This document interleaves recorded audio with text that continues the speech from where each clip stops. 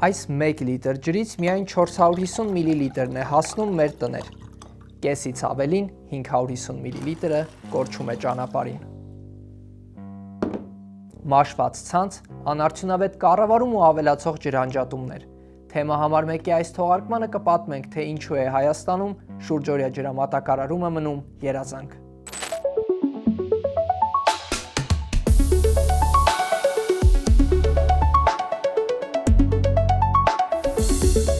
2026 թվականի փետրվարին Veolia ջուր ընկերությունը հրապարակեց ջրամատակարարումների այս տարվա գրաֆիկը։ Ընկերությունից հայտնեցին, որ մայիսի 1-ից սեպտեմբերի 16-ը Հայաստանում խմելու ջուրը կեսգիշերից մինչև առավոտյան 7-ը կանջատվի։ Այս հայտարարությունը դժգոհության ալիք առաջացրեց։ Ինչու ջրառատ Հայաստանում շուրջօրյա ջրամատակարարում չի ապահովվում։ Մարդկանց դժգոհությունը մեղմելու համար գործին միջամտեց կառավարությունը։ Փետրվարի 25-ի երեկոյան տարածքային կառավարման եւ ենթակառուցվածքների նախարար Դավիթ Խուդացյանը Facebook-յան գրառմամբ տեղեկացրեց, որ շահագրգիռ կողմերի հետ քննարկել են ու որոշել կասեցնել ժամանակացույցի գործունեությունը։ Խնդիրը ձևակերպվել առաջիկա 2 շաբաթվա ընթացքում ջրային կոմիտեի հանրային ծառայությունները կարգավորող հանձնաժողովի եւ Veolia ջուր ընկերության կողմից իրականացնելու լրացուցիչ ուսումնասիրություններ, որի արդյունքում կհրապարակվի 2024 եւ 2025 թվականների նկատմամբ լավարկված եւ բարելավված ջրամատակարարման ժամանակացույց։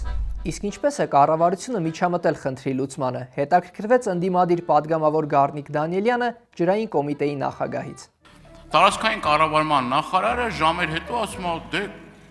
զանգեցին, կարգավորեցին կառավարության միջամտությամբ ու հրաշք։ Կառավարության միջամտությամբ այլևս այդ ժամանակացույցը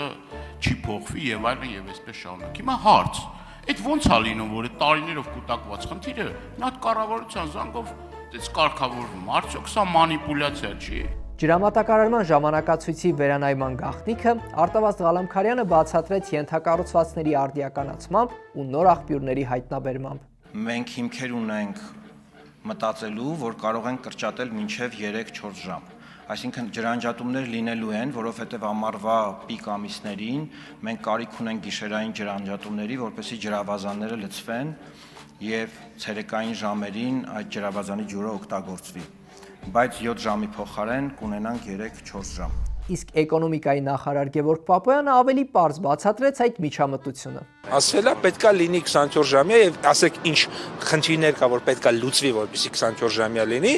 եւ կառավարությունը կլուծի այդ խնդիրները։ Հայաստանում ջրանջատումների խնդիրը նոր չէ։ Այն հատկապես սրվում է ամռան շոգին, երբ ջրի սպառման ծավալներն ավելանում են։ Հետքի խմբագրությունն էլ գրեթե ամեն շաբաթ բողոքներ է ստանում քաղաքացիներից ջրանջատումների մասին։ Եկեք տեսնենք, թե ինչ կարծիք ունեն ջրամատակարարման համակարգի մասին մեր քաղաքացիները։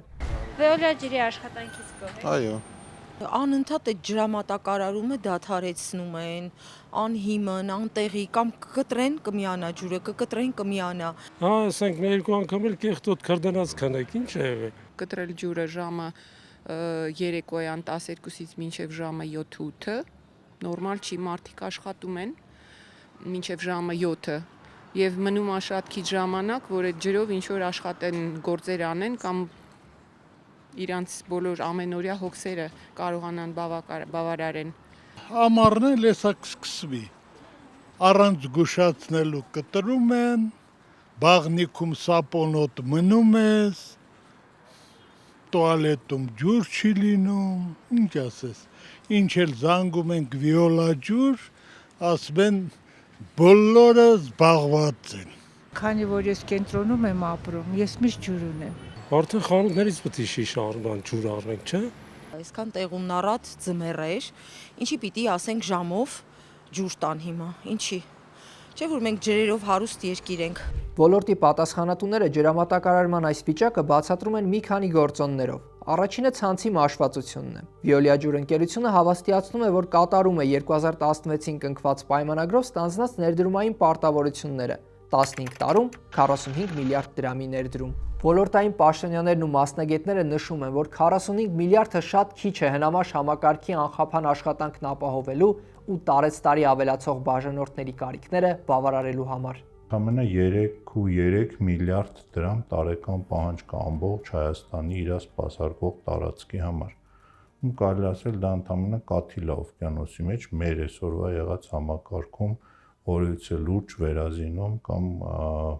խողովակների կամ ենթակառուցվածքի փոխարինում իրականացնելու համար։ 2024 թվականի հուլիսին Երևանի քաղաքապետ Տիգրան Ավինյանը որպես լուծում առաջարկել էր կառավարությանը Վիոլիայի վճարած մոտ 10 միլիարդ դրամ վարձավճարն ուղղել համակարգի արդիականացմանը։ Գայթակղությունը մեծ է ասել այ Վիոլա ջուր դու ես միակ մեղավորը, բայց դա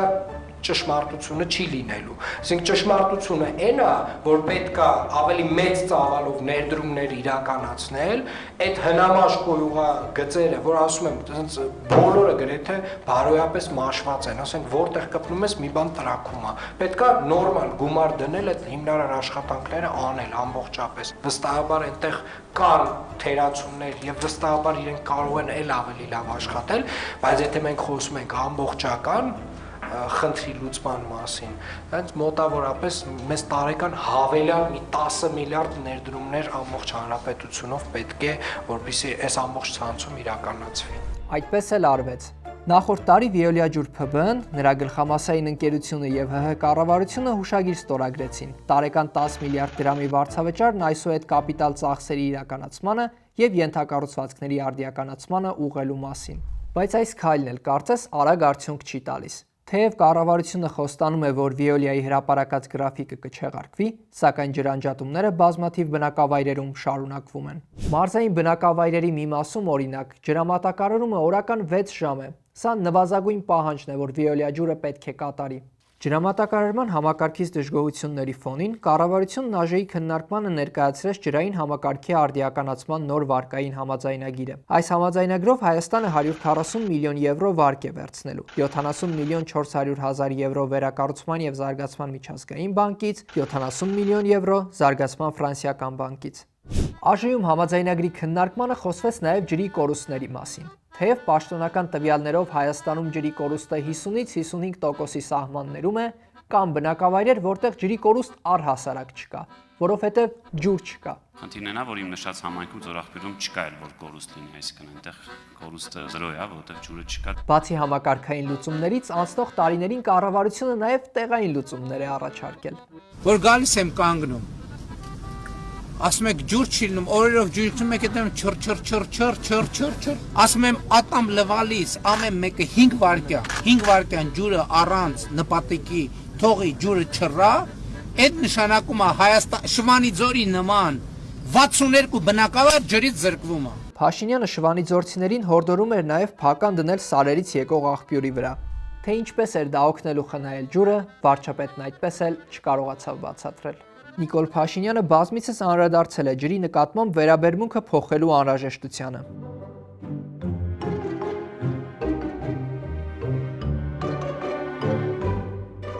Չէ, խոսքը իհարկե վերաբերմունքի նման փոփոխության մասին չէր։ Այս շաբաթ ազգային ժողովում Նիկոլ Փաշինյանը հայտարարեց, որ հաջորդ 5 տարիներին կառավարության գլխավոր առաջնահերթությունը պիտի լինի ջրային ռեսուրսների կառավարումը։ Ամենամեծ որ ընդհանրապես աղքատության էջը Հայաստանում ընդհանրապես փակվի, բառից բուն իմաստով, դրա ձևը դրա բանալին ջուրն է եւ ջրի կառավարումը։ Եվ մենք մեր նախընտրական ծրագրում դա որպես կարևորագույն առանցք անպայման կֆիքսենք։ Առաջիկա օրերին Վիոլիա ջուրը կհրապարակի ջրամատակարարումների նոր ժամանակացույցը, ում ինչ Վիոլիա ջուրն ու կառավարությունը նոր ներդրումային ծրագրերի, համակարգային լուծումների ու ջրի նկատմամբ վերաբերմունքի փոփոխության մասին են խոսում, բազմաթիվ բնակավայրերում ջուրը դեռ երազանք է։ Թեմա համար 1-ի հաջորդ թողարկումը դիտեք հաջորդ շաբաթ օրը 12:30-ին։ Մեր հետագա հրապարակումները բաց չթողնելու համար բաժանորդագրվեք մեր YouTube-յան ալիքին եւ հետևեք մեզ սոցցանցերում։ Ու եթե կարևորում եք մեր աշխատանքը, միացեք մեր Patreon-ին, վճարելով ամսական սկսած ընդամենը $2-ից։